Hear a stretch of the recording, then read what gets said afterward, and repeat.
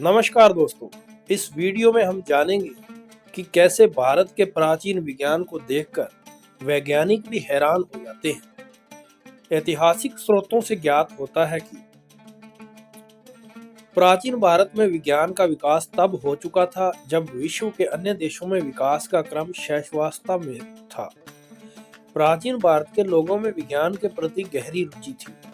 यद्यपि प्राचीन भारत के लोग माध्यमिक ज्ञान पर अधिक जोर देते थे, परंतु सांसारिक ज्ञान को भी वे अनदेखा नहीं करते थे और उन्होंने विज्ञान के क्षेत्र में भी बहुत उन्नति की।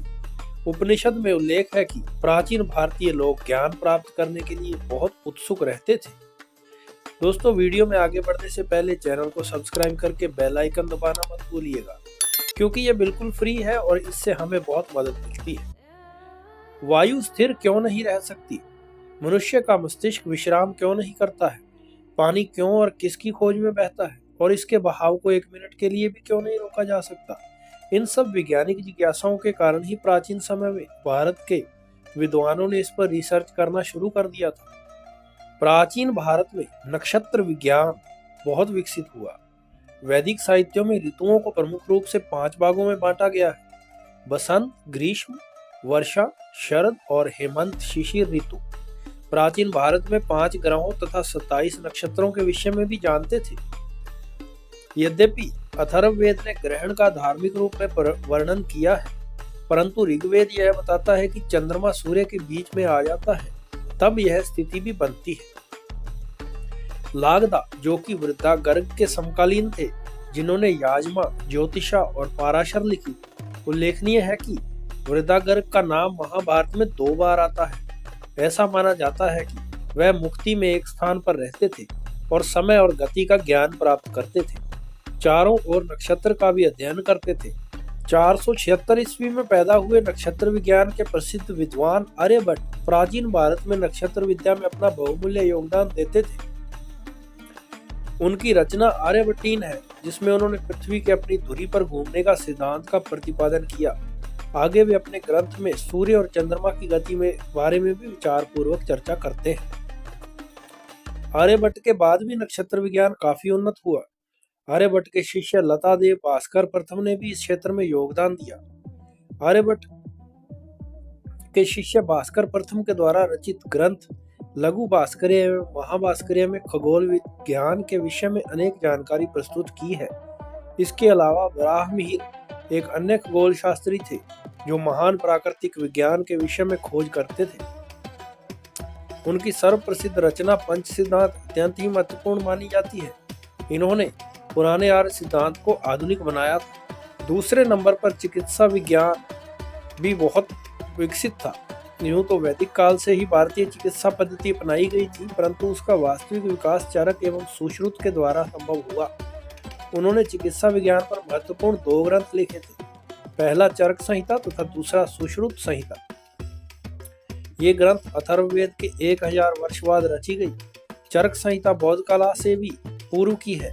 चरक संहिता के महत्व को दर्शाते हुए पीसी राय ने कहा है कि चरक की पुस्तकें पढ़ने से ऐसा लगता है कि वह संसार के चिकित्सा विज्ञान विशेषज्ञों की सभा में बैठे हों, जो हिमालय के क्षेत्र में की जा रही है।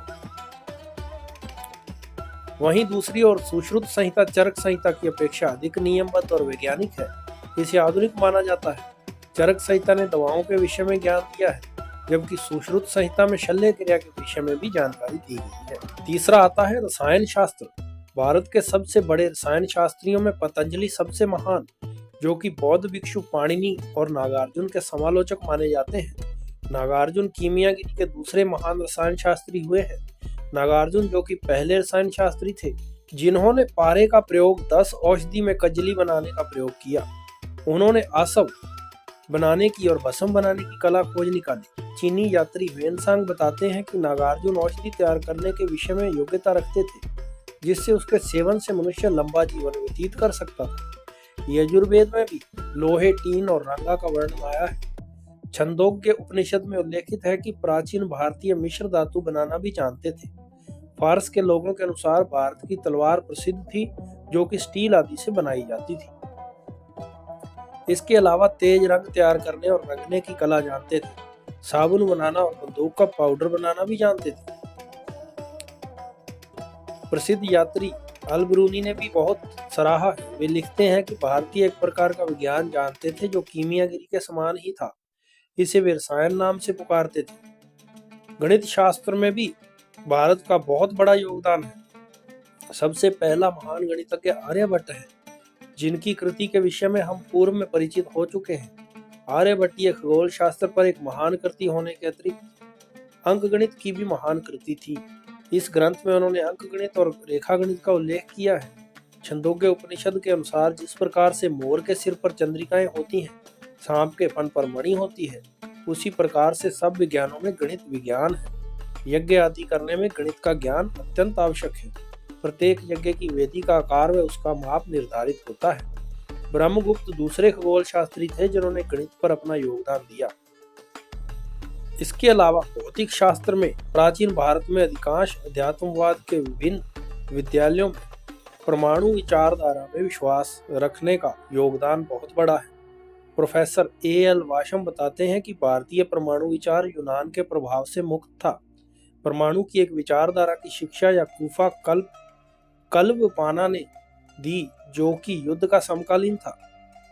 इस प्रकार भारतीयों की परमाणु की विचारधारा यूनानी विचारधारा से भी पहले की थी। बुद्ध काल से ही भारतवासी विश्व को 4 तत्वों में बांटते हैं, अर्थात पृथ्वी, हवा, अग्नि और जल। रूढ़िवादी हिंदू और जैन मतावलंबी एक और तंत्र आकाश को भी इसमें जोड़ देते हैं। ये 5 तत्व 5 इंद्रियों से संबंधित थे। पृथ्वी से सूंघना, हवा से अनुभव करना, अग्नि से दृष्टि, पानी से स्वाद और आकाश का संबंध आवाज से था। भौतिक शास्त्र के संबंध में सबसे प्राचीन विचारधारा कपिल की थी, जो सांख्य दर्शन के रचयिता है। प्राचीन भारत में गुरुत्वाकर्षण के सिद्धांत, पहिया गोकुन की तरंग, ध्वनि गणना आदि से भी भलीभांति परिचित थे। इसके साथ ही ऊर्जा, प्रकाश और किरणों पर भी रासायनिक प्रभाव, चुंबकीय शक्तियों के विषय में भी ज्ञान रखते थे। भारतीयों ने समुद्रीय दिशा ज्ञात करने का यंत्र भी खोज लिया था। इस यंत्र का नाम उन्होंने मत्स्य यंत्र रखा था। महत्वपूर्ण तथ्य यह है कि यूरोप में इसका आविष्कार बाद में हुआ।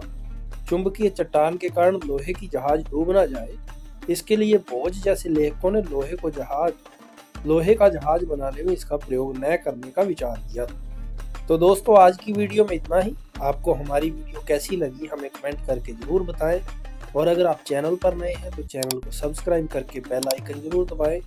फिर मिलेंगे आपको एक नई वीडियो में एक नए टॉपिक के साथ। तब तक के लिए नमस्कार।